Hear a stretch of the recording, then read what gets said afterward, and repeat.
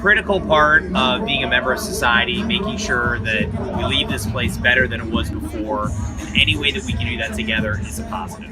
It's a really important priority for us to make sure that we're sustainable, have zero waste. It's a great program, and it's great to partner with a great group for it. Hi, my name is Emily Pisons, and I was the captain for our Zero Waste team at Arizona State University. The core principle of Zero Waste is to just make sure everything goes to the right location. So a certain material going to the landfill when it needs to go there versus a certain item needing to go to a recycling facility or a compost facility. My name is Brian Boyle, and I was the leader of the data team.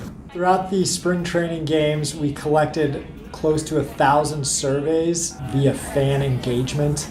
And the survey was in regards to recycling and the fan perception of recycling. The fans pretty much were all in favor of recycling. They stated that one of the reasons that people do not recycle is because of inconvenience or laziness, and they hold themselves accountable and other fans accountable for recycling at the games as long as the stadium provides the infrastructure. A lot of the fans we spoke to didn't even know that recycling was available, or there were questions as to what materials could be recycled.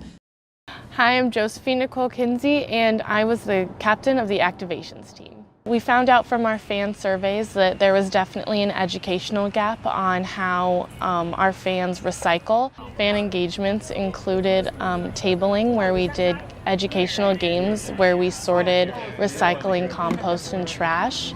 This booth was a great way to educate them on what is recyclable and what isn't. So our biggest activation was the 8th inning recycle rally, and this was when ushers and our students went up and down the aisle and collected recyclable items. The 8th inning rally was a great way to interact with fans and get them engaged in recycling and teach them about zero waste. We also got Stomper involved, collecting recyclable items as well. Overall, the fans loved it. It was a great way for them to get rid of their trash but also be sustainable at the same time.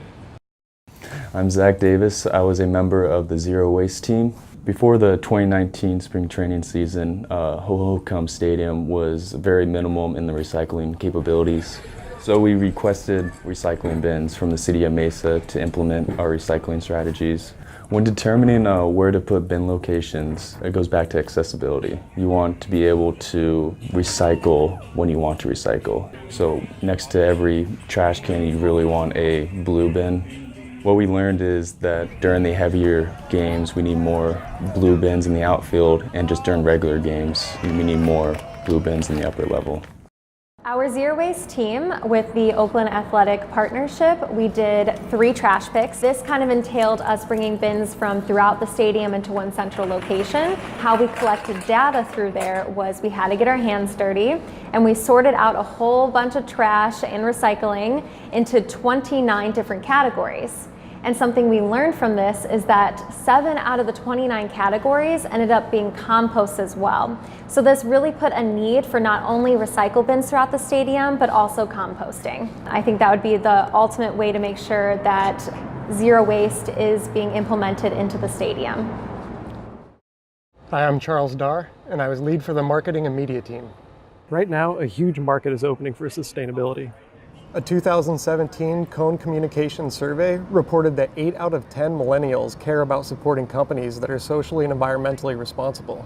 By inserting these principles into the core of their business model, the athletics organization is positioning itself to increase its appeal to this 35 and below market. And as plans are underway to build the new Howard Terminal Stadium in Oakland, Dave Cavell has said that the #1 principle is that this is bigger than baseball, and the organization is looking into how they can have the greatest positive social and environmental impacts.